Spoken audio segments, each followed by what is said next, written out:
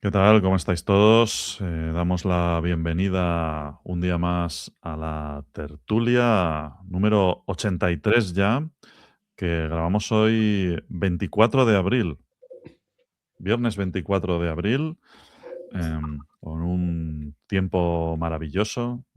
Podemos hacer esto que hacen algunos de nuestros podcasts admirados de hablar del tiempo, o no, o si queréis hablamos de IA, porque a la IA le da igual el tiempo que haga.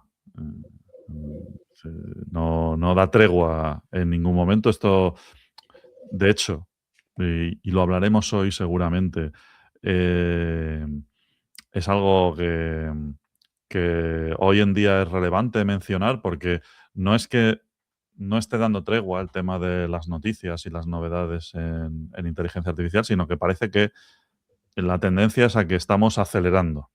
¿Vale? Parece que hay en ese consenso, iba a decir tácito, pero igual hay una especie de lobby o acuerdo oculto por ahí, ¿no? De unos Illuminati de la IA que deciden, no, ahora vamos, venga, eh, a hacer un anuncio cada semana. Esta semana te toca a ti, la siguiente espérate que voy yo y tal. No sé qué es lo que pasará por detrás, podemos ponernos conspiranoicos, pero desde luego hay cosas que están pasando. Hoy tenemos el placer de estar el equipo al completo, porque tengo a todos los copilots habidos y por haber. Tenemos hoy a Javi, voy primero contigo. ¿Qué tal? Bienvenido de nuevo a la tertulia, ¿cómo estás? Muy bien, me encanta siempre pasarme por aquí y además hoy un día especial porque tenemos nuevo modelo. Ujú. Eh, que eso casi, casi que lo puedes decir todos los días ya. De De un hecho es momento una dado así, cuña, así. sí, sí, está grabada, es una cuña grabada ya. Es una camiseta que te puedes poner todos los días sin Sí, cambiártela. sí. Y nada, Frankie Corti, como siempre, gracias Ah, por estar aquí. Fíjate, a nosotros no nos quiere. Fíjate, Frankie, sabes que a Javi lo presenta bien, tal, el otro dice vosotros dos. Ahí, los mierdas. ¿Eh? Ya llevamos casados muchos años, es Sí, normal. es Y normal. como siempre hago eso de presentaros a los dos a la vez, a ver, y luego dejaros el marrón de a ver quién habla primero, ¿no? Que os peleéis ahí por el recurso. Pues ya me ha parecido demasiado hacerlo con tres. Sí, sí. No, está bien, está bien. Yo creo que también a Pero Javi había fíjate, que antes presentarle. nos dejaba que nos peleáramos por el recurso, ahora nos peleamos por las migajas. O sea, esto va, Sí. va bajando de nivel. Mm, Sí, esto hay que currárselo más, ¿eh? Para ganarse el cariño. Estaba pensando, Lugo, ya que somos cuatro, ya prácticamente podemos ser pues OpenAI, Anthropic, Google y Ah, Microsoft. mira, nos hacemos Nos fans. podemos hacer así Ah, camisetas o algo, cada uno de lo suyo. Cada uno, claro, cada uno que defienda lo suyo, ¿no? ¿Qué os gustaría ser? ¿De quién sois más? ¿Eh? ¿Podéis mojaros con esto? Depende de la semana, ¿no? Depende qué modelo saquen. Depende Yo, de por los ejemplo, benchmarks. claro, eso, cuando saquen Mythos de Claude, pues habrá que ir ahí. Hoy, esta semana, yo voy a ir por OpenAI. Vamos, no tengo dudas. Hace tiempo que no les vemos por aquí. ¿Mm? Sí. Durante una temporada hacíamos monográficos de OpenAI. Semana sí, semana también. ¿Eh? Y curiosamente, hacía tiempo que no teníamos la ocasión de dedicarles un ratito, mm, si no era para hablar de algún salseo del Sam Altman y este tipo de cosas, ¿no? O alguna cosa que había dicho en Twitter.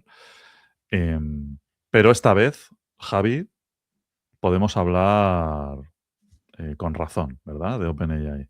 Pues sí, hoy yo soy muy fan de Anthropic, la verdad, pero quizá hay que empezar a cambiar, a volver otra vez a OpenAI. Han sacado ayer el GPT 5.5, ahí ya nos los van dando con puntitos, no sé cuándo sacarán el 6, pero lo potencial que tiene este modelo que diferencia del resto, aparte de que es el más carísimo de todos, es la capacidad agéntica. O sea, ya están enfocándose mucho en esa, en mejorar benchmarks, porque es que el anuncio que han hecho es brutal. Sabemos los benchmarks de pues, el Terminal Bench, Coding Agent, bueno, los más top. bueno, deja a Opus por debajo. Así que es un modelo bastante interesante que además ya lo tenemos activo. O sea, en ChatGPT yo he entrado y ya lo tengo. Lo he probado un poco por encima. A ver, ya tenemos unos modelos tan inteligentes que es complicado ver esos matices nuevos, pero los benchmarks nos están diciendo que es un modelo tremendo.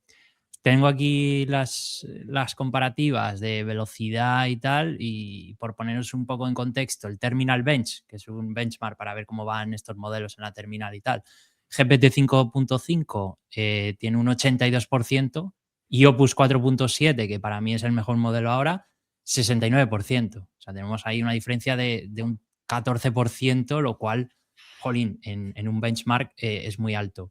También, oye, los benchmarks tienen sentido. Para mí empiezan a no tenerlo, pero es que te metes en Twitter y ves lo que ha hecho la gente con este modelo y he visto unos vídeos de peña haciéndose videojuegos espectaculares solo con GPT 5.4, 5.5, perdón, con el modelo Pro hacer unos deep research de 30 páginas. O sea, me parece que en este sentido no es tan chasco como a lo mejor fue Codex con 5.4 y tal, y tenemos un modelo bastante potente. Creo que OpenAI se está poniendo las pilas. Luego vamos a hablar un poco de otra cosa que ha sacado de Workflow Agents y tal, pero 5.5 promete mucho. Yo animo a la gente que lo pruebe y, oye, estamos llegando casi al 100% en muchos benchmarks. Decían por ahí, y hay alguno a ver en Twitter, que en Twitter se dicen muchas cosas, Javi, que lo decían como esto es como el Mythos, ¿no? De Anthropic, esto es incluso mejor. ¿Estamos ahí? ¿No estamos ahí? ¿Cómo ves esa batalla? Pues mira, el Mythos, antes Lu ha comentado que no sabemos si nos están dando estos modelos como por cuentagotas, pero bueno, ya sabemos que Anthropic tiene Mythos, que es un súper pedazo modelo que no se atreven a lanzar porque sería un problema para la humanidad. No lo he comparado porque no tengo acceso a Mythos, pero oye, si los benchmarks reflejan la realidad, que bueno, no siempre es así, ¿no? Pero bueno, que en general sí que lo hacen.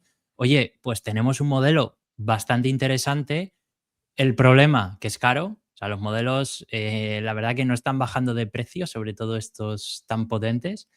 Pero a nivel, oye, a nivel performance y sobre todo en lo bueno que es en modos agénticos, que es un poco también a lo que se va a tender o lo que se está tendiendo ahora, pues rinden muy bien.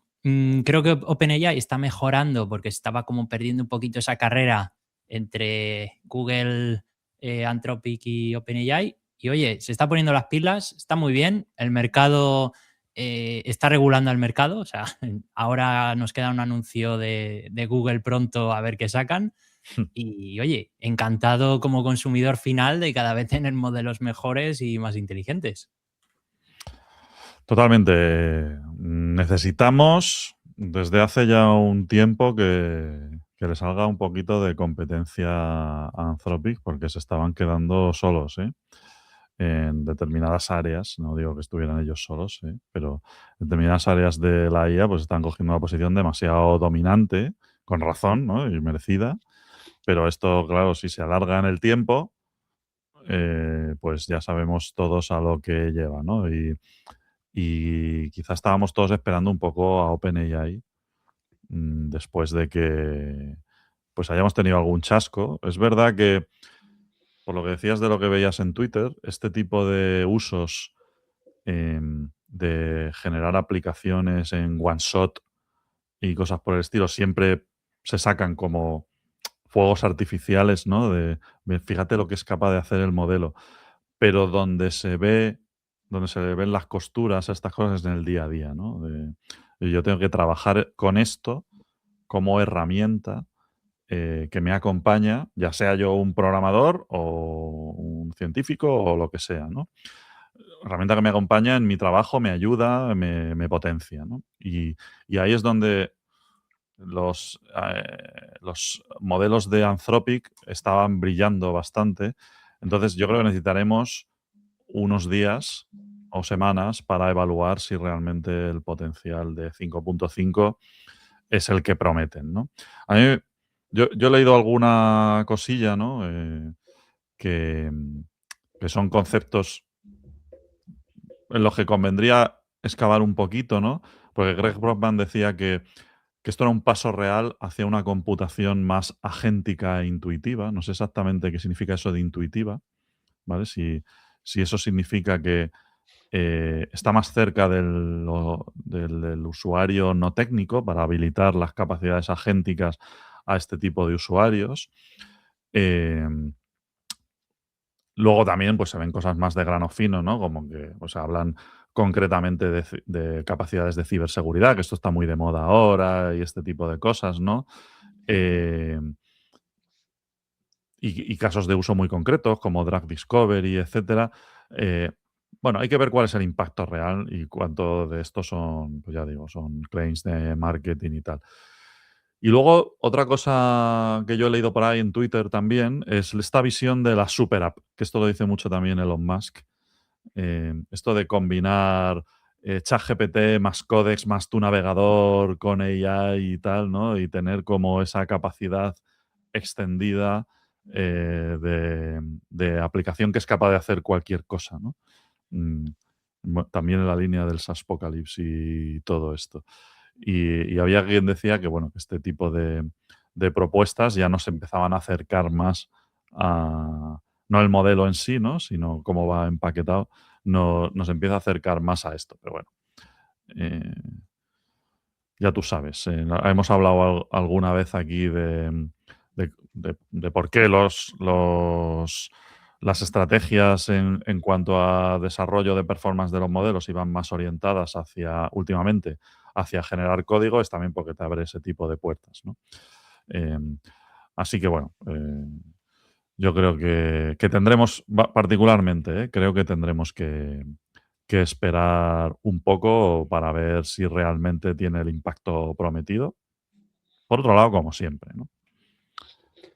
Si me permitís, y que seguramente ligado con esto último que acabas de decir, me lo quería llevar también a otro punto, por aportar algo distinto, y es el de los benchmarks, porque parece que están cambiando un poco, no sé si decir de naturaleza o algo así. Antes lo que estábamos midiendo sobre todo era si el modelo contestaba bien, un poco ese razonamiento que había detrás, y algunos de los benchmarks que se están empezando a utilizar últimamente están más centradas en lo que pueden hacer estos nuevos modelos en los entornos de trabajo, ¿vale? O en los entornos también personales. El manejar el ordenador, cómo resuelve tus tareas profesionales, producir entregables o yo qué sé, o incluso flujos de atención al cliente, por lo que he ido leyendo por ahí, ¿no? Están más centrados en los procesos o también centrados en los procesos y no tanto en ese modelo de razonamiento. Y eso me parece interesante porque al fin, lo hemos venido hablando desde hace ya muchísimo tiempo. Estamos en ese punto en el que no solamente importa esa fuerza bruta de pensar, sino el para qué. Y ahora es lo que estamos empezando a medir, ¿no? Si en ese para qué, en esos entornos en los que nos manejamos todos los días, esto tiene un impacto más allá de todos los agentes que se puedan construir con ellos. Que eso luego, el hecho de que sea mucho más específico el benchmark, tiene una trampa, que es más hackeable, ¿no? Es decir, el entrenar un modelo para que sea bueno en un benchmark es más fácil cuanto menos generalista sea ese benchmark. Entonces, claro, eso también va en contra de cuál es la utilidad real o si los benchmarks deberían estar cambiando.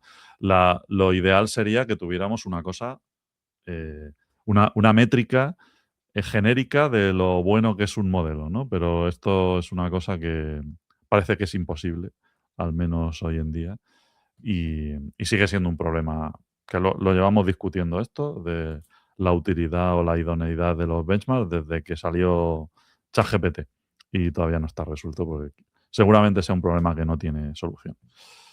Así que bueno, habla un poco, Javi, si quieres, del tema del ecosistema de agentes y todo esto, que lo has mencionado antes. Pues mira, a raíz de este lanzamiento también OpenAI está avanzando en una línea que, bueno, me gusta mucho, que es sobre los agentes en segundo plano, tipo flujos de trabajo repetibles, deterministas, y ha lanzado una herramienta que se llama Workspace Agents, que también está disponible desde la propia interfaz de ChatGPT y que, por supuesto, he probado. Y lo que te permite es crear automatizaciones, ¿vale? O sea, son automatizaciones, son workflows, donde puedes meter capacidades agénticas. Entonces, de manera muy fácil, tú vas seleccionando los diferentes conectores, por ejemplo, Gmail, GitHub, Calendar, un montón de conectores que te da por defecto y hacer acciones. ¿Vale? Esto es muy útil porque tú puedes, por ejemplo, hacer que todos los días por la mañana te haga un resumen de tu correo. O sea, una cosa tan sencilla como esa, que en N8N a lo mejor te lo puedes hacer en una mañana, coño, aquí con lenguaje natural te lo haces. Entonces, me gusta mucho ese concepto de, oye, yo voy a poner agentes a trabajar y que cuando yo quiera, a una hora determinada, me den la tarea hecha. La manera de comunicarse es lo que, bueno, no he investigado mucho cómo lo hacen, pero la respuesta te la dan en el propio chat. Supongo que se podrán conectar fuentes externas para que me lo envíe por correo o algo así. Eso será cuestión de configuración. Pero oye, yo creo que es un avance porque, bueno, que yo sepa, Gemini, bueno, tiene las Gemini Apps estas que sacaron, pero muy centrado en su ecosistema. En cambio, OpenAI te deja conectarte prácticamente con todo. Y luego Claude tiene el dispatch y eso que viene a ser un poco lo mismo. Pero bueno, creo que es una tendencia, ¿no? Más allá de que esta herramienta pues, pueda ser súper útil o no, esa tendencia de tener esos workflows funcionando y que de manera muy sencilla los puedes configurar, creo que indica claro a dónde quieren ir estas empresas y bueno, ya veremos pues cómo lo usan, cómo lo utilizan los usuarios. A ver, yo creo que es es el shift en el cambio de paradigma de usabilidad que nos lleva al mundo agéntico, ¿no?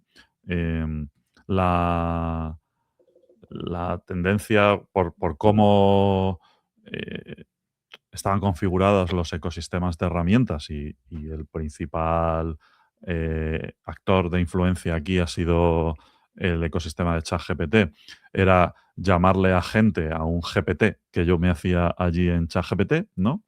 Que básicamente pues es tu chat, pero con un contexto determinado que tú le has metido. Eso dista mucho de ser lo que queremos que sea un agente.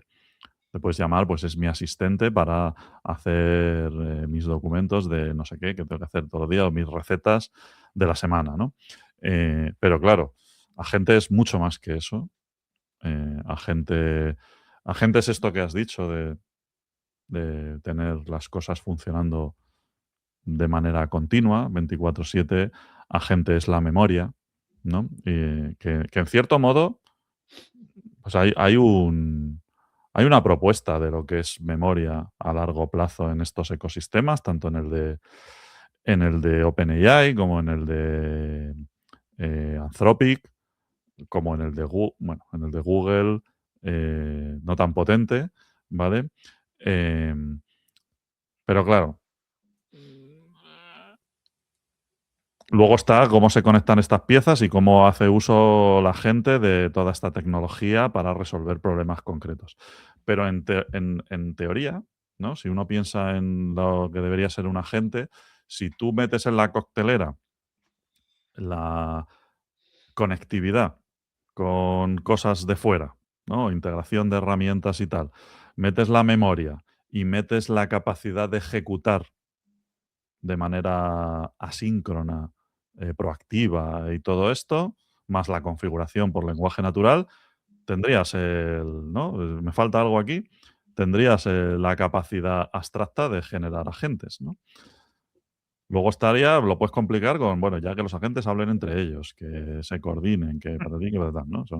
Pero para lo que es el uso, digamos, del usuario normal, esto sería un poco lo que buscamos, ¿no?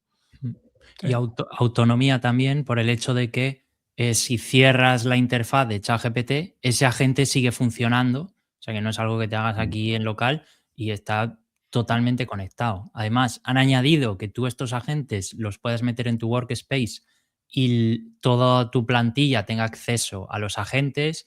Lo que yo ejecuto y lo que otro ejecuta tienen una memoria compartida. O sea, es mucho más allá que un GPT, por supuesto.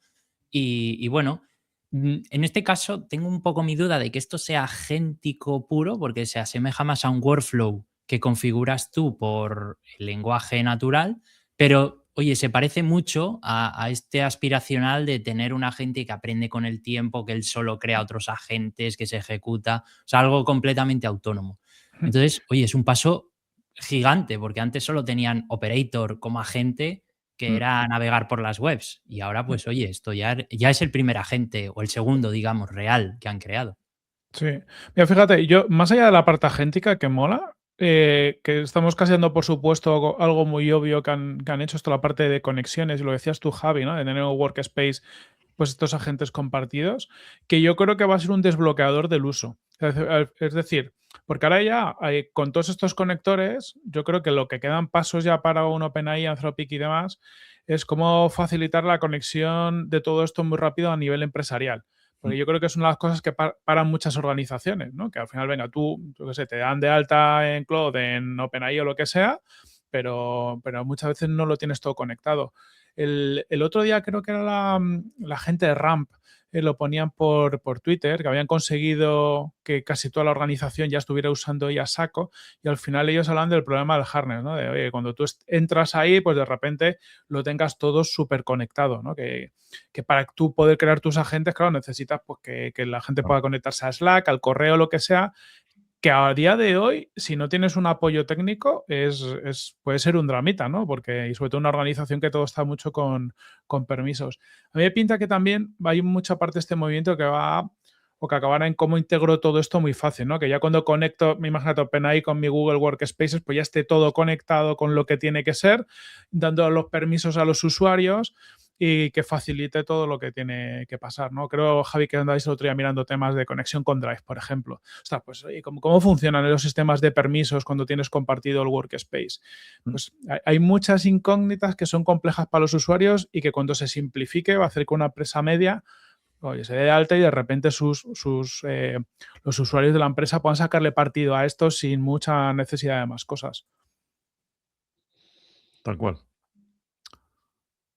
Ahí yo creo que los grandes retos están ahí en integración, que eso tiene que ver con, evidentemente, con permisos, etcétera.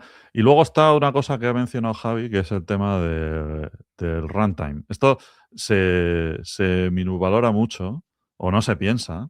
eh, Se tiende a pensar, sobre todo en entornos no técnicos, que esto es una cosa que viene out of the box resuelta, por cómo nos hemos acostumbrado al modelo de cloud, ¿no? De que, no de cloude, ¿no? Sino de la nube. No confundir con cloud. eh, que es, bueno, el software se ejecuta por ahí, ¿no? En un sitio que yo no quiero saber nada. A mí deme usted un webhook o un endpoint o lo que sea. En el caso de los agentes tenemos el problema de que necesitamos tener, o sea, un agente, vamos a simplificarlo mucho, es un programa de ordenador, ¿eh? Tampoco nos flipemos. Em, Tienen que ejecutarse en un ordenador. Esto no ha cambiado desde que nos inventamos el tema de la informática.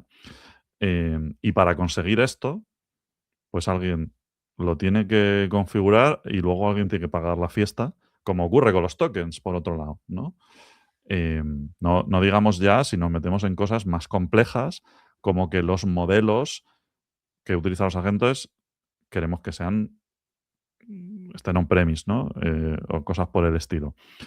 Este tipo de... O sea, yo aquí una reflexión, ¿eh? Estamos en un momento en el que queremos darle capacidades, o hay una promesa sobre la mesa de darle capacidades de desarrollar soluciones mucho más avanzadas a usuarios no técnicos, pero donde los técnicos hacen más falta que nunca para resolver los problemas.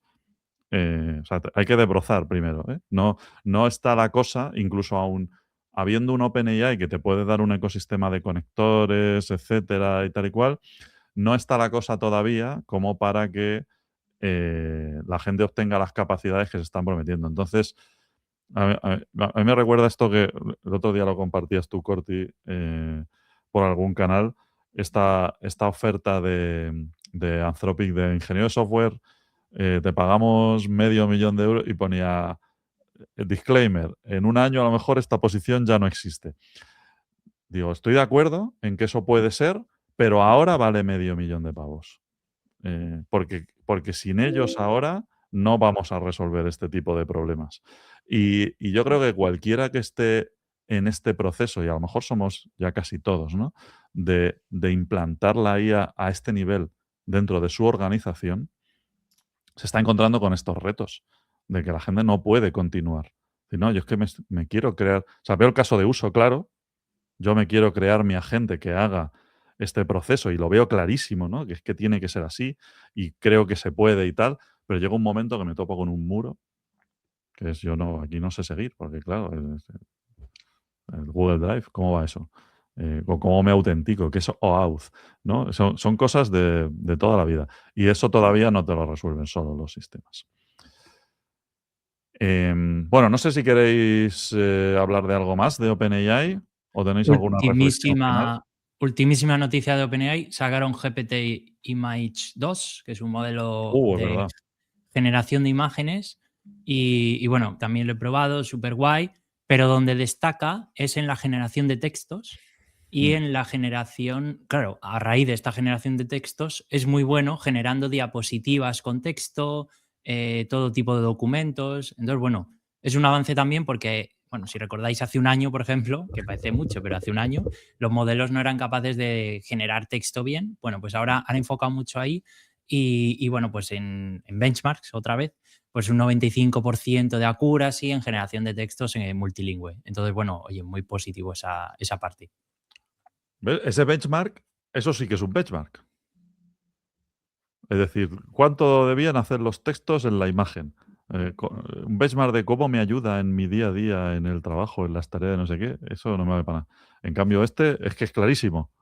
Yo a lo mejor soy muy cuadriculado, pero eso sí me parece un benchmark. Sí, Gracias. habrán cogido 100 imágenes, mira, en 5 mal y 95 bien, ya está. Exacto. No hay que pensar mucho. No temas. Y debe ser así, debe ser simple y que se pueda medir. A mí me parece curioso que vuelvan a ponerle énfasis al tema imagen. Hace no mucho, acordaros que mataron Sora.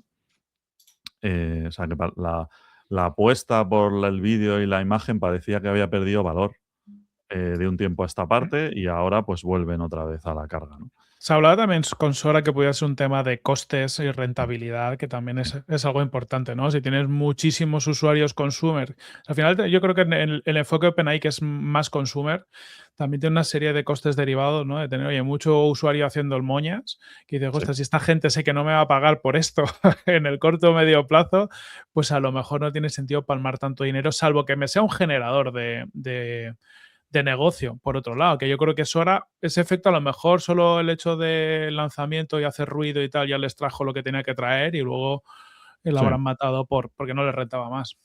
Sí, pero claro, luego yo pensaba que era más que estoy de acuerdo con el tema costes y tal, pero bueno, que Sora podía haber generado un valor de la hostia, pero como realmente la competencia y quien les estaba pasando por la derecha, el tema de las imágenes les da exactamente igual, o sea, no está en su foco, pues yo pensaba que a lo mejor esto están reorientando para perseguir a Anthropic, ¿no?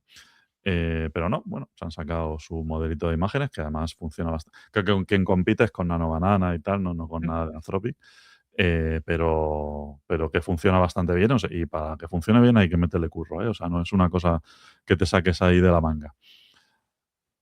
Pero está bien, porque la generación de imágenes es una cosa útil y el tema de la consistencia de los textos dentro de la imagen, pues es algo que sobre todo en el plano profesional, pues le da esto usabilidad.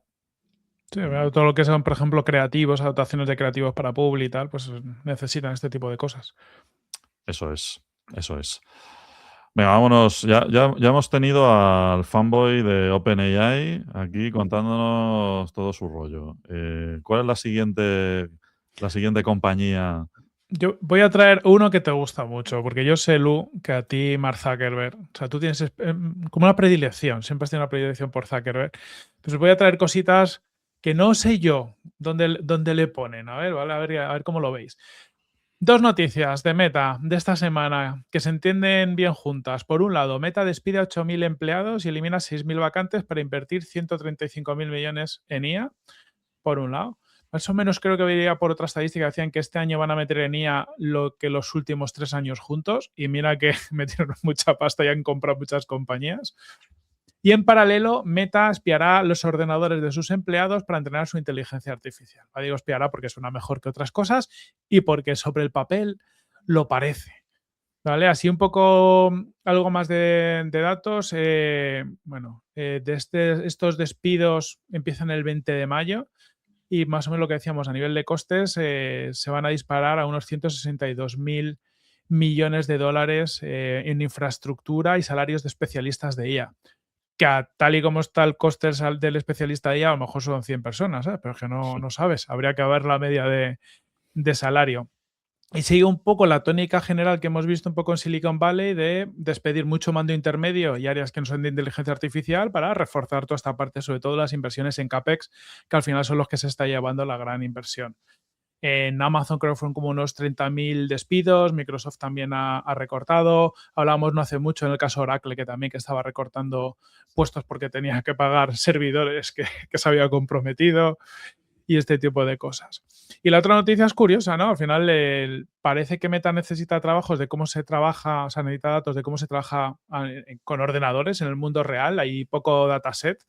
Entiendo que van a querer hacer que sus IA sean capaces de hacer tareas del mundo cotidiano de los que trabajamos por un ordenador, pero que a día de hoy a lo mejor la IA no es capaz de resolverlo.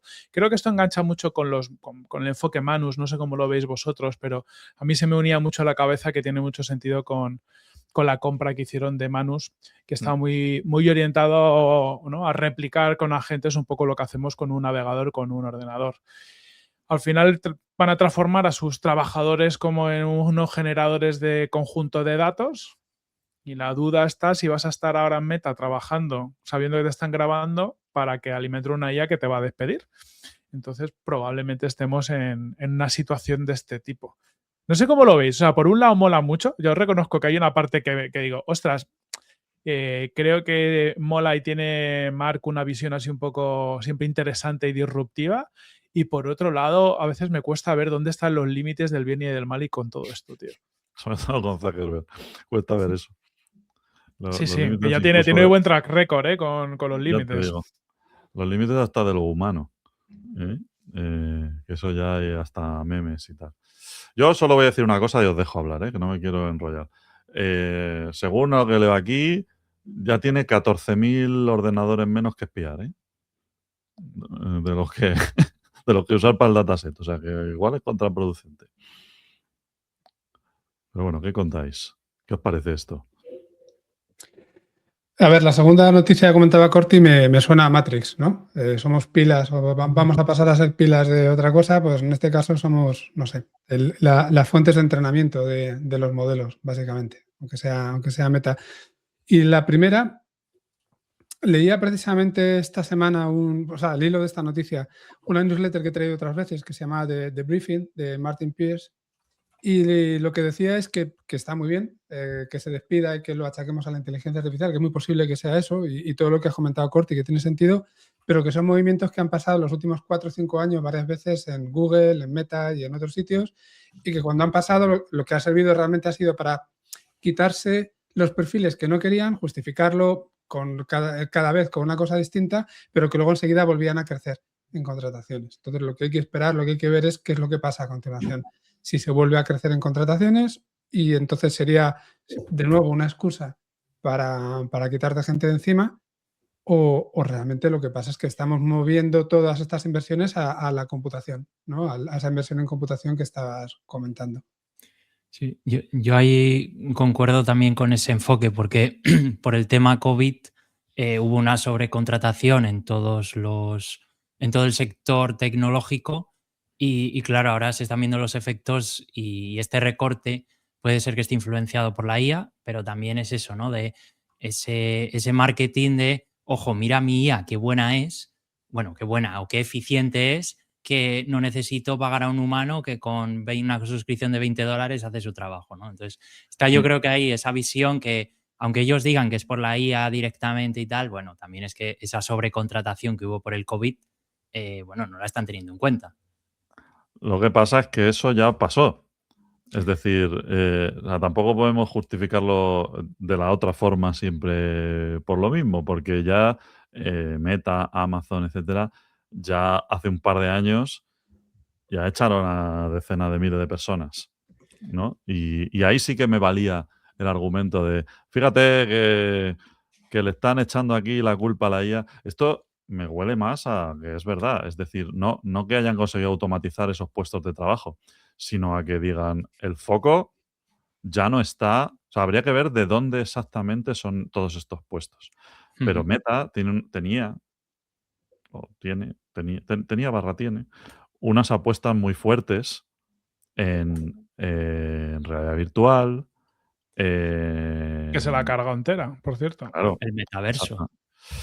Entonces, claro, yo entiendo que una empresa tan grande, que hace apuestas tan fuertes, de tantísimo dinero, en un momento dado, si cambian de foco, y vamos a recordar que no hace mucho hablamos en el podcast de que dentro, o sea, aparte de todo esto del metaverso y tal, que evidentemente el cambio de rumbo es evidente, eh, hace poco cambiaron por completo su estrategia de inteligencia artificial. Recordemos que esto lo lideraba Jan LeCun desde hacía bastante tiempo, ¿no? Y hace poco, pues, Jan LeCun salió de la compañía y cambiaron por completo la estrategia, ¿no? Y de hecho, han empezado a hacer un shift en la apuesta por Llama para llevárselo a un modelo que compita directamente con, o sea un render app. Eso es lo que pretenden de los de siempre, ¿no? En vez de ir Spark, a... Spark, de hecho, que lo lanzaron y ahora está en top 8, Eso es. digamos.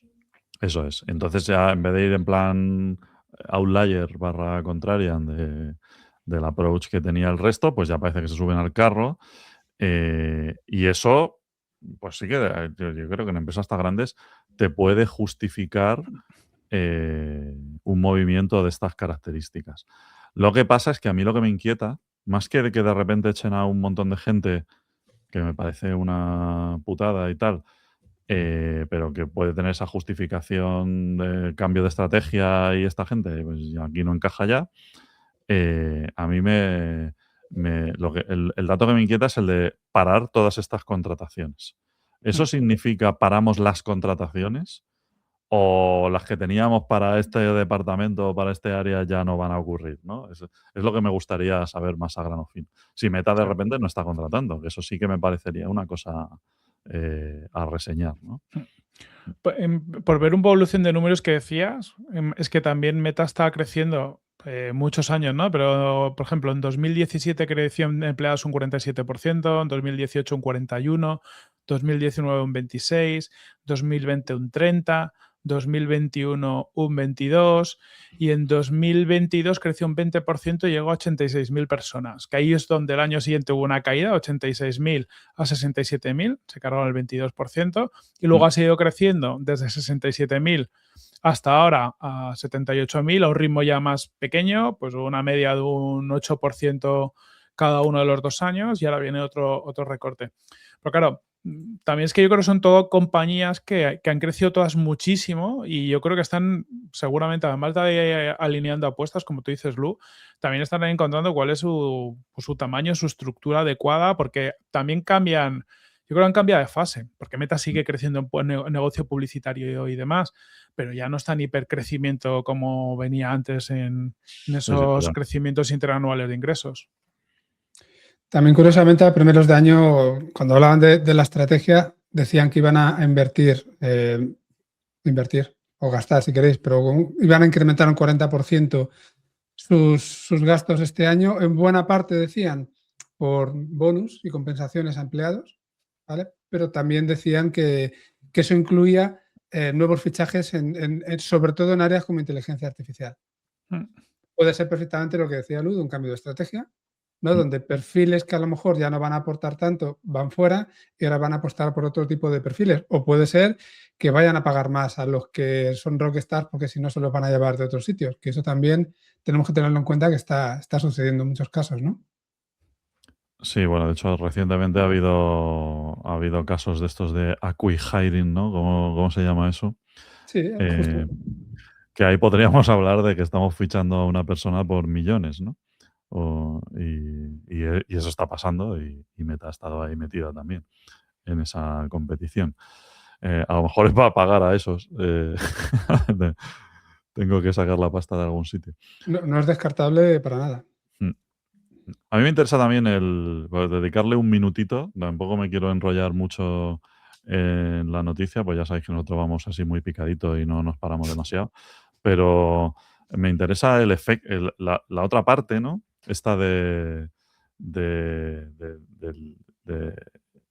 observar lo que ocurre en los ordenadores para entrenar a los modelos que luego harán el computer use, que parece que hay poca data ahí. Curiosamente, debe ser porque está prisionera o sea, si alguien tiene datos de esto, tiene que ser Microsoft, ¿no? De cómo usa la gente los ordenadores. Esos deberían estar los primeros, vamos. Pero vamos, no sé si realmente eso está ordenado o no. Pero bueno, que tiene sentido el recoger. Y a mí me gustaría hablar un poco, pues, de esta paradoja que se da, ¿no? Que esto no es una cosa de la IA. Esto de la paradoja de la automatización, yo construyo la máquina que me va a sustituir o cavo mi propia la fosa en la que me van a enterrar, ¿no? Esto viene ya de hace mucho tiempo, se le ha dado muchos nombres. Automatización, la paradoja de la automatización y todo esto. Y es algo que de manera recurrente veo como mencionado en distintos ámbitos relacionados con la inteligencia artificial, ¿no? Pues en ámbitos como el más sencillo es el de la redacción de noticias periodísticas, ¿no? El conseguir que los periodistas entrenen al modelo para que tenga un estilo determinado para que luego pueda el modelo escribir las noticias. O en el caso de este que estamos viendo, que es como más tecnológico, de observar cómo estás usando el ordenador para que luego podamos construir un agente que use el ordenador de la misma forma en la que lo hacen las personas, ¿no? Y a mí me recuerda al tema este de... ¿Os acordáis del Mechanical Turk? Esto de... Este tipo de servicios donde se ponían a gente de... Bueno, esto sigue existiendo, cuidado. Se ponía a gente del tercer mundo, porque era mano de obra muy barata, a etiquetar datasets para que luego pudieran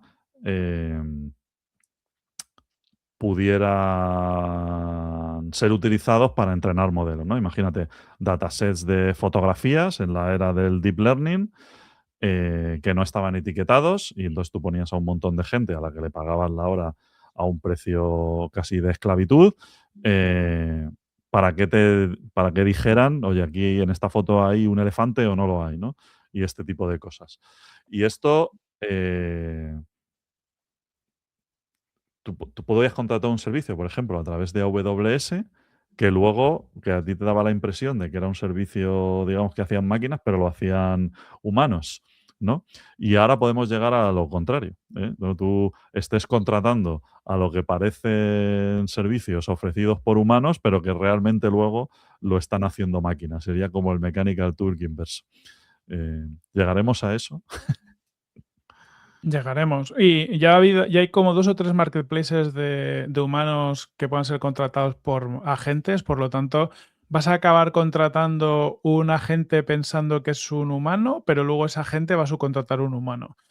Veremos cosas raras. Está bien. Espero que saquen un modo en los iPhones que bloquee las llamadas de los agentes.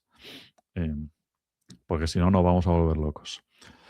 Muy bien, pues venga, vamos a pasar a la siguiente.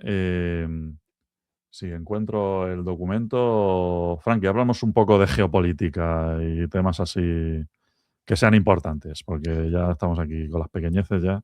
Sí. Bueno, seguramente son los temas de los que menos deberíamos hablar, pero seguramente tienen cierto salseo, ¿no? Y esta semana justo han salido varias noticias donde se está viendo un poco la relación entre la inteligencia artificial, los proveedores de inteligencia artificial generativa y el gobierno de Estados Unidos a diferentes niveles. Y bueno, pues por analizar un poco en qué punto está y el impacto que puede tener, y más estando en una guerra como están. Bueno, siempre están en alguna, ¿no? Pero en este caso concreto se puede liar parda, como no tengamos cuidado. Y el planteamiento un poco es que la sensación es que estas empresas grandes de inteligencia artificial ya no son empresas tecnológicas que le venden software al gobierno en su relación con el gobierno, sino que parece que ya se están convirtiendo más en actores más estratégicos, ¿no? Y están negociando directamente su papel, cuál es su papel en defensa, en temas de regulación y en temas de seguridad nacional. Ya hablamos hace bastante, de hecho, hace un mes del tema este del Pentágono, de Claude, de cómo lo sacaron de ahí, cómo entró OpenAI. Y ahora comento muy rápidamente las noticias que he visto esta semana. Por un lado, Anthropic hacía una declaración delante del Tribunal de Apelaciones del Distrito de Columbia y relacionado con el hecho de que ellos no tienen kill switch sobre Claude una vez que se ha desplegado en entornos militares que están clasificados. Es decir, que si el Pentágono o quien sea lo quieren utilizar para algo que Claude no quiere que se utilice, no tiene capacidad de obstaculizarlo, ¿no? De alguna manera. Para ellos, sabéis que se meten mucho en los temas éticos, pues esto es un problema y por eso se habían movido. Básicamente, lo que tenemos claro es que no conservan ningún tipo de control. Luego teníamos, por otro lado, el Pentágono, que para 2027 pues han pedido un presupuesto de unos 54.000 millones de dólares para construir más drones, sistemas autónomos y capacidades que tienen que ver con hacer la guerra, ¿no? La guerra impulsada por inteligencia artificial. Bueno, aquí realmente no depende de Claude ni depende de Anthropic tampoco, pero desde luego una cosa es que ellos no tengan kill switch y otra cosa es la cantidad de dinero ingente que se está empezando a pedir, ¿no? Que se quiere invertir el año que viene. O sea, estamos combinando una cosa con la otra. No tenemos control y encima el Pentágono o el gobierno cada vez pide más pasta. Y luego, por otro lado, te enteras de que Anthropic gastó el año pasado 1,6 millones de dólares, decían, en lobbying federal en el Q1, y OpenAI 1 millón. Para ellos el máximo histórico. ¿Esto qué implica? Pues se han gastado toda esta pasta en tener una presencia relevante en Washington para mover los hilos, como se ve en las películas, ¿no? Y que puedan ganar los contratos y todo el tema. Mucha ética, mucha moral, pero luego estamos aquí también, por supuesto, tratando de llegar como podamos. Y la cuarta noticia, así por ir rápido, es la jefa de gabinete de la Casa Blanca, que se llama Susie Wiles, yo no había oído hablar de ella, pues se reunió con Darío Amodei también para hablar sobre Mythos en el contexto de seguridad nacional y economía. Bueno, después de toda la tensión que habían tenido con el tema del Pentágono y otras cosas que estábamos comentando, pues se han reunido para esto. Al final, el patrón parece se mueve mucho dentro de estos sitios, de puertas hacia afuera. Seguramente lo que nos están contando y lo que vemos es, pues en el caso de Anthropic, mucha ética, mucha moral, como decía antes, pero nos seguimos aquí trabajando el politiqueo y tratando de ganar posiciones como podamos. El tema de mitos no es un tema menor. El otro día lo comentábamos, han seguido pasando cosas en estos días, aunque no sé si nos dará tiempo a hablar sobre ello. No sé si decir que esto es peligroso o no, o es la misma mierda de siempre, otro día más en la oficina, como suelen decir ellos, de hecho, pero por lo menos yo creo que está bien que lo tengamos en cuenta. Yo creo que va un poco con el signo de los tiempos, ¿no? Ahí, yo también he leído, que no sé si lo habéis visto vosotros, una cosa bastante polémica, como suele ser habitual en el caso de este señor, del CEO de Palantir, que sacó como una especie de manifiesto diciendo que teníamos que hacer la mili y cosas por el estilo. Y bueno, entre otras cosas, ¿no? Pero que va un poco, yo creo, orientado en este vector belicista que está tomando, pues están tomando las decisiones que se toman a nivel mundial por cómo está la cosa, ¿no? Y las compañías de productoras de inteligencia artificial, que no dejan de ser, en este caso, de las que solemos hablar nosotros, ¿no? No dejan de ser compañías americanas. pues están allí donde le interesa a su gobierno, y puede ser plantándoles cara o haciéndoles desafíos en algunos casos, pero en casi todos diciendo parte de nuestra labor es contribuir a que la defensa nacional funcione y todo este tipo de cosas, ¿no? Y luego planteamos eso, pues los retos o las cuestiones que nos parezcan mejores para estar alineados. Pero creo que el devenir de los tiempos nos lleva un poco a que sean este tipo de conversaciones las que estén sobre la mesa. Me parece triste, ¿no? Una de las cosas que decía el, el hombre este, ¿no? El de Palantir, Karp se llama, ¿no? Em, decía algo así como que las empresas tecnológicas americanas deberían estar contribuyendo a la seguridad nacional y no haciendo aplicaciones adictivas y redes sociales. Como si claro, se deja entrever ahí, ¿no? Que la guerra es un deber más elevado que el del entretenimiento o el de la conectividad entre las personas y tal. ¿Por qué? Porque es que ahora mismo lo que se les propone es estar en esto y eso significa que es donde está el dinero también. Entonces, bueno. No olvidemos también que Anthropic nace de ahí. Realmente, Palantir nace de ahí. Palantir claro. nace como respuesta a lo que pasó en el 11S, ¿vale? Y todo lo que tenía que ver con el control de, si queréis, empezando un poco por espionaje, pero después ya, evidentemente, eso se fue a la guerra y sus principales clientes son los gobiernos. Y, bueno, y más allá de Palantir, yo creo que un poco como decía Lu, ¿no? Estamos en un momento contextual jorobado, ¿no? A nivel geopolítico. Hay gente, ya se dice que en el fondo ya estamos en una guerra entre China y Estados Unidos, ya ni siquiera guerra fría, sino que al final hay muchos intereses cruzados. A día de hoy las guerras ya no son a lo mejor solo lanzarse bombas, sino que estamos hablando pues, de guerras económicas, de guerras de relato, de guerras, o sea, al final de narrativa. Y por eso al final ves a un Estados Unidos que va a aumentar un 42%, creo que es el presupuesto militar. Estamos hablando de el mayor presupuesto militar de la era moderna. Estamos hablando de, estamos poniéndonos un rearme prácticamente y haciendo inversiones que como si fuéramos a una guerra. Eso está moviendo a Europa también a meter más inversión. El objetivo creo que estamos hablando entre el 3,5 y el 5% del PIB de Europa o de los países de la OTAN debería ir a un poco a esta inversión, porque también ahora con todo esto que ha pasado en Irán y demás, donde Estados Unidos, con Israel, ¿no? Han iniciado un movimiento sin estar todo el mundo alineado, está empezando a ver, yo creo que la sensación de que ya la OTAN ya no tiene el sentido que tenía, ya no somos un bloque común, ya pueden pasar muchas cosas y Europa también o se pone las pilas o no va a estar. Entonces la defensa ha pasado a estar seguramente en el punto de, pues en un punto mucho más importante en la cabeza de todas las decisiones y los presupuestos, porque todo pinta que podamos ir a algún sitio un poco oscuro en los próximos años. Yo tengo la sensación de que nuestro amigo, el presidente de los Estados Unidos, le pregunta lo que tiene que hacer a Grok. Si no, no me explico absolutamente nada, siendo sincero. Tiene un GPT.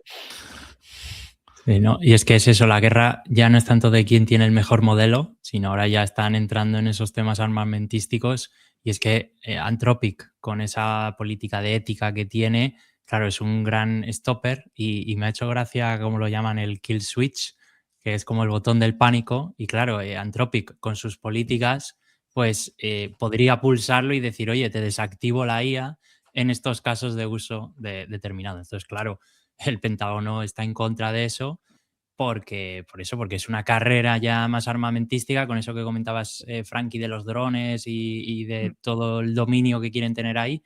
Entonces, bueno, veremos cómo se desarrolla. Europa, pues bueno, ahí no estamos en esa guerra, estamos en la guerra de la regulación y del modelo pequeñito. Pero bueno, Estados Unidos y China en ese aspecto pues tienen bastante peligro. A mí, sí, perdón. No, una reflexión rápida sobre el tema, no tanto de la guerra, sino de dónde viene el dinero y qué necesitamos o qué necesitan este tipo de países para ser competitivos. Cuando estamos hablando de tema de defensa nacional, de guerra, incluso y ya me lo llevo a temas menos feos como la carrera espacial y tal, aquí de lo que estamos hablando, por decirlo muy claramente, es de dinero público.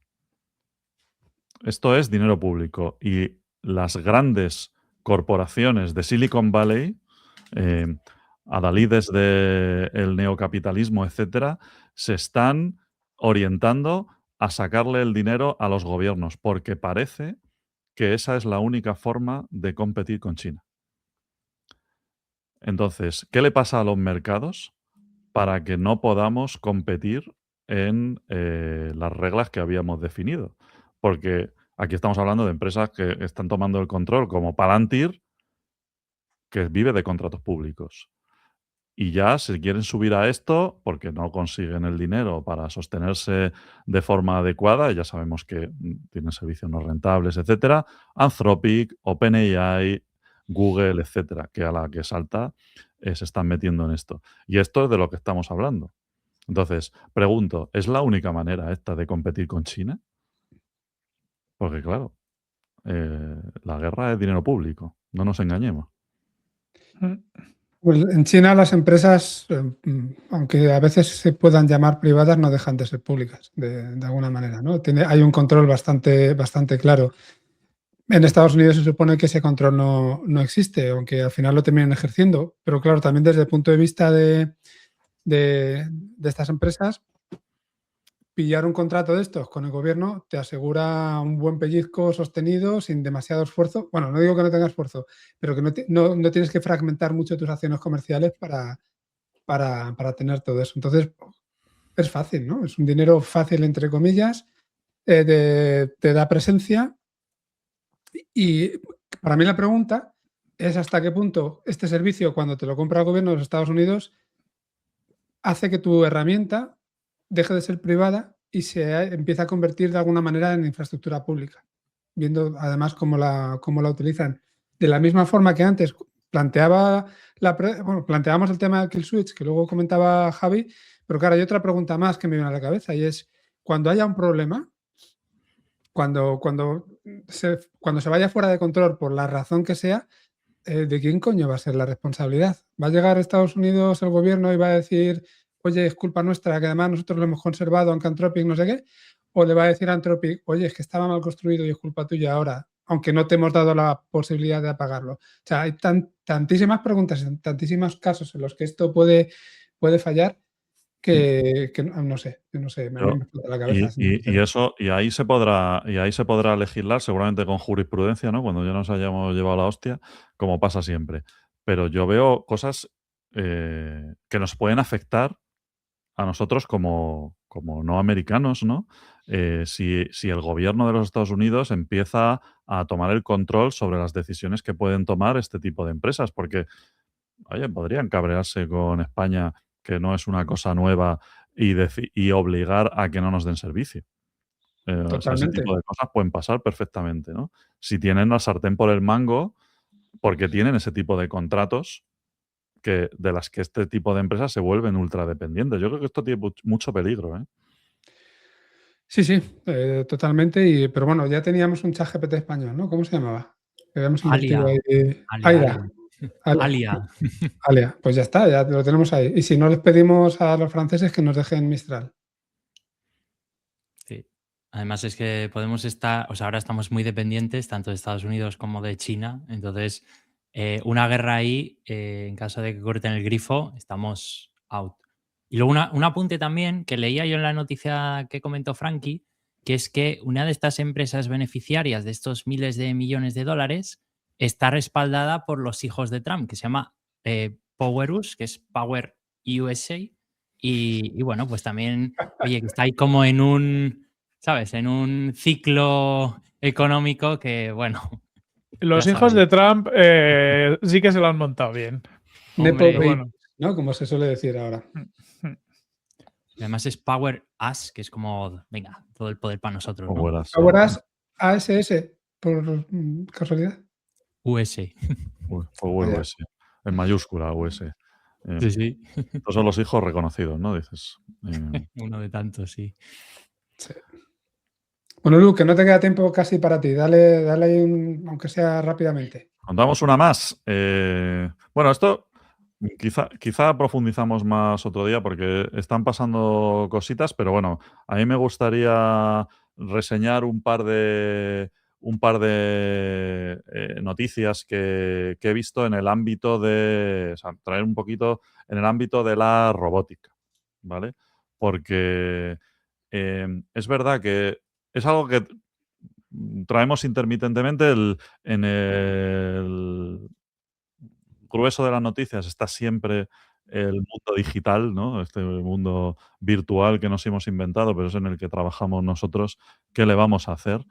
Pero la inteligencia artificial moderna está teniendo impacto en el mundo físico. Y recientemente hemos ido viendo alguna cosilla con aquello de, recordad, hace no mucho las celebraciones del Año Nuevo chino, etcétera. Pero es que, y os acordáis de los robots haciendo kung fu, ¿no?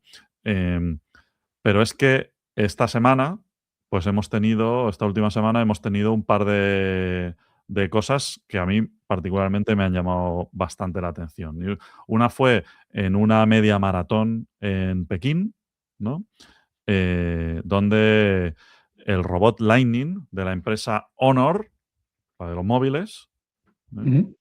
No sé si habéis tenido un móvil Honor, terminó estos 21,1 kilómetros en 50 minutos y 26 segundos, que esto es como 7 minutos más rápido que el récord mundial humano. Y diréis, bueno, claro, un robot. Bueno, es un robot, pero un robot que va corriendo, no tiene ruedas ni nada por el estilo, ¿vale? Es un robot que tiene unas piernas diseñadas imitando a los corredores de élite, ¿no? Con el mismo tipo de movimiento, como que hay unas reglas según las cuales se puede correr una maratón y si vas en bici, pues no vale, al parecer. Entonces, eh, bueno, aparte de la noticia, ¿no? En un ámbito más, los robots han superado a los humanos, qué sorpresa. Pues bueno, ellos han desarrollado, hay unos retos tecnológicos detrás de esto y ellos han, pues, por ejemplo, en el caso de una maratón, una prueba tan larga, donde tiene el robot no solo que distinguir cómo es su entorno, que se chocó contra un muro y todo, ¿no? Pero pasan cosas, sino que también pues hay que ser capaz de refrigerar, por ejemplo, los engranajes de las piernas. Esto lo hicieron con una tecnología adaptada de sus móviles, ¿no? O sea que está bien. Pues bueno, pues se vio como un hito más, ¿no? Dentro de lo que es la implantación de la nueva inteligencia artificial, la robótica, que se puede ver en la calle, nunca mejor dicho, ¿vale? Es verdad que eso, que se chocó contra una barricada y lo tuvieron que levantar humanos y tal, bueno, no es perfecto. ¿M? En este caso, casi parece una acción de marketing. Mm, pero yo no le quitaría importancia, porque sí que es verdad que ha habido gente que le ha restado impacto a esto, ¿no? Algunos investigadores que han dicho: "Bueno, ya están aquí, vendiendo móviles y tal". Pero bueno, yo creo que esto eran cosas que antes, no veíamos de forma tan fácil. Pero ya yéndonos un poco al campo más científico, la otra noticia en robótica, es un artículo que salió hace un par de días en la revista Nature, donde Sony AI presentaba Ace, que es un brazo robótico que ha derrotado a jugadores de élite de tenis de mesa en partidos con árbitro bajo las reglas oficiales de la Federación Internacional de Tenis de Mesa. No sé cómo se llama. Supongo que se llamará así. Entonces, bueno, Ace pues ganó 3 de 5 partidos contra jugadores de élite que tienen más de 10 años de experiencia competitiva. Y luego contra jugadores profesionales de la liga japonesa, pues perdió, pero mantuvo el nivel competitivo, ¿no? Y esto, para que os hagáis una idea, no tengo el vídeo ahora preparado, me hubiese molado ponerlo en el podcast, pero lo podéis ver en YouTube, está por ahí.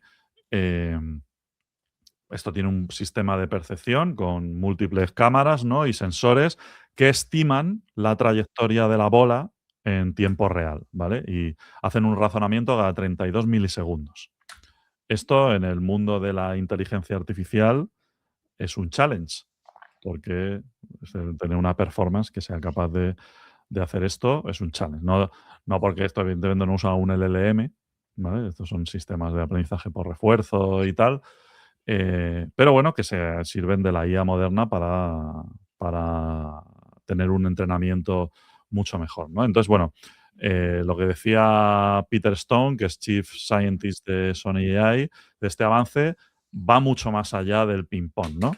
Representa un momento clave porque se muestra por primera vez cómo un sistema IA puede hacer este ciclo, ¿no?, de la inteligencia artificial, de percibir, razonar y actuar de manera efectiva en entornos reales y súper rápidos. Porque el tenis de mesa, no sé si habéis jugado alguna vez contra un chino, pero va muy rápido eso, ni lo ves. Tuvieron que pintar las bolas de naranja porque no se veían. Entonces, bueno, yo creo que vimos en la década pasada avances significativos en el mundo de los videojuegos, pero ya empezamos a ver cómo la robótica avanza en entornos reales. Es verdad que tanto el de la maratón como el del tenis de mesa son entornos muy controlados, ¿vale? Pero todo este tipo de avances, pues, pueden ser implantados en usos más generalistas, ¿no?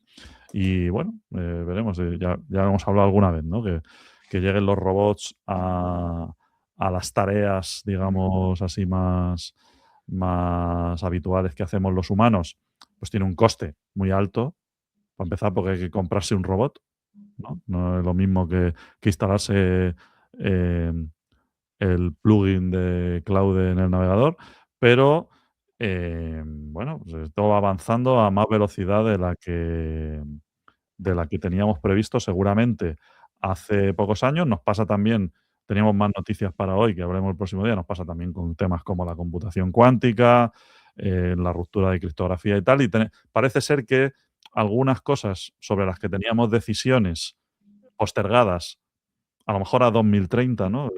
Hemos vivido una década en la que hemos postergado muchas decisiones a 2030. En 2030 ya pensamos en esto. Parece ser que tenemos que empezar a plantearnos si estas cosas no van a llegar antes y tenemos que estar preparados. Así que bueno, tenemos al loro de los temas de robótica. Por si alguien tiene alguna duda o tiene alguna curiosidad, por lo que había leído en alguna de las noticias, la pelota de ping-pong puede superar los 20 metros por segundo. ¿Vale? Pensad la longitud que tiene una mesa, o sea, tienes a lo mejor un cuarto de segundo para reaccionar, como mucho. Sí, sí. De todas formas, creo que a veces subestimamos también incluso la aplicabilidad o la utilidad que tienen estas cosas, porque, joder, las dos que ha comentado tienen sus puntos fuertes, sobre todo esta última, tienes que reaccionar muy rápido y tienes que ser capaz de, no solamente de identificar dónde está la pelota, sino, lo hemos comentado muchas veces, esos movimientos para detectar dónde va a llegar y dónde le tienes que dar, que siempre han sido complicados. Pero es que esta semana escuchaban un podcast, no sé si es en el de Uri, que nunca me acuerdo cómo se llama, Uri Sabat, el podcast suyo es el de... La fórmula del éxito. La fórmula del éxito. Creo que era ahí, pero no estoy seguro. Que hablaba con un invitado que le decía que, hablando también a su vez con alguien sobre robótica, el otro tío le decía, riéndose, que fíjate tú, este robot que está doblando camisetas, lo lento que las dobla, ¿no? Y puedes pensar, vale, yo tardo mucho menos en doblar las camisetas. Sin embargo, este otro lo que le respondía era, sí, fíjate lo lento que las dobla, pero es que tiene 24 horas al día para doblar camisetas y tú a lo mejor tienes solamente unos minutos. Es decir, que no se trata solamente de ese efecto wow, sino cuando lo incorporamos a la sociedad se trata de que están ahí haciendo las tareas como un robot de estos de aspirador, ¿no? No hace falta que aspire toda la casa súper rápido. Va moviéndose a lo mejor mientras tú no estás, aunque tarde 5 horas y tú tardes media en hacer el mismo trabajo, es igual, tú es autónomo completamente y tú estás a tu bola. Ahí quizás donde está el valor actual y donde nos deberíamos centrar. Y ya digo, sin quitar para nada, me parecen dos noticias cojonudas, pero creo que a veces nos falta, por las críticas que hay, ¿no? Nos falta ese punto de, joder, es que todavía eso, para que lo incorporemos a la vida real, nos falta mucho tiempo y es muy caro y mientras tanto podemos ir teniendo otras cosas que nos ayudan. Además hay mucho que hacer en todos estos terrenos de cosas que no son shiny, pero o sea, o que no son súper llamativas, pero que ayudan mucho. El otro día hablaba con una persona que tiene una marca de zapatillas y también bueno, de temas un poco textiles y tal. Y, y en industrias como esta, la robotización está lejísimos todavía de llegar. Al final dice que ni en ferias estás viendo robots que hagan cosas, porque todas estas industrias tienen muchísimo trabajo manual, muchísimo corte de elementos que se hace a mano. Y pensemos que casi todas esas tareas en el fondo son tareas que bueno, pues los hacemos los humanos porque en muchos sitios pues, nos dan de comer, que están bien, pero que si esto lo pueden hacer las máquinas, si esos humanos pueden hacer otro tipo de trabajo pues más gratificante o que les ayude a crecer e incluso a ganar más dinero, pues estaría mejor, ¿no? Yo creo que viene una fase de industrialización muy potente, porque es como que asumimos que nos hemos industrializado, pero lo que podemos hacer a día de hoy en muchas industrias está limitadísimo. Sí, o ¿Eso sea, por qué? Perdona, Lu. No, me preguntaba por qué es. O sea, es decir, ¿por qué hay industrias que en los 80 tuvieron un avance en automatización brutal y otras que también son líneas de producción? ¿Es por el tamaño del negocio o por qué? Pues a veces hay un tema de costes. Yo, por ejemplo, está en fábricas de líneas de producción de sprays y todo este tipo de cosas, y al final cada línea de producción tiene casi su pianel, y hay algunas líneas donde te puedes permitir una inversión por el volumen que haces, Ah, y hay en otras líneas que no, porque, por ejemplo, en una línea de producción de envasados tipo aerosoles y demás, es que solo tienes que montar de una forma. Entonces tiene que vas mm, conectando como máquinas o lo tienes funcionando y genero 100.000 botes al día o los que sean, o no me compensa. Entonces sigue habiendo mucho mecanismo semiautomático. Y en otras industrias, te digo, por ejemplo, la parte está más zapatos, textil y demás, muchas veces es porque pasan cosas. O sea, al final una máquina, pues si tiene que hacer exactamente siempre lo mismo hasta ahora lo que hacía, yo creo que lo que nos va a traer todos estos robots es que sí que tienen esa capa de inteligencia, van a permitir adaptarse a nuevas situaciones y ser mucho más responsive, ¿no? a lo que va ocurriendo y adaptarse. Por mm. otro lado, habrá que ver costes. O sea, Sí, sí, porque ahora total. mismo, pues si ves una fábrica que genera no sé cuántos millones al año, pues no son muchos, pues no se va a poder permitir una inversión de comprarse 20 robots Mm. para que haga no sé qué. Yo es que particularmente he vivido de cerca la robotización de un tipo de industria más relacionada con la química y el sector alimenticio. Y era Mm. una cosa que antes se pensaba que eso era muy complejo y que lo tenían que hacer personas y tal. Pero quizá ese tipo de inversiones, que ahí se hicieron inversiones muy fuertes, ¿eh? O sea, construimos aquí un pepino que encima lleva años implantarlo, o sea, como unas apuestas multimillonarias, y estamos hablando de los años 80, 90. Y, y digo, a lo mejor es porque es que el negocio era tan rentable Bueno, que o que ya escondían estaba producto. consolidado. O sea, hay verticales que están más consolidados, por lo tanto los PIs tienen más capacidad de inversión, hay otros que no, que son más incipientes y donde al final hay pocos players que puedan, lo has dicho tú, una industria de esa a lo mejor tienes que meterle 20, 30, 40 millones de inversión para robotizar yo qué sé, una fábrica. Ostras, pues ya puedes, ya puede ser grande, ¿eh? Ya te digo. Sí, sí. ¿Qué decía Javi? Que te he cortado.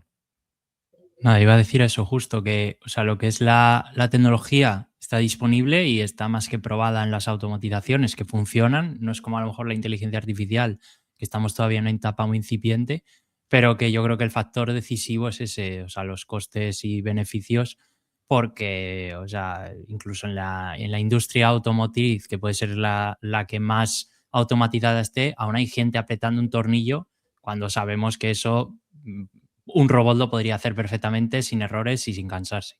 Entonces, bueno, es eso, es un poco pues el coste el coste de error, el coste de levantar el robot otra vez, arreglarlo, tener la máquina parada, pues todo eso supongo que influye más que en la tecnología en sí, que está yo creo que más que resuelta la automatización.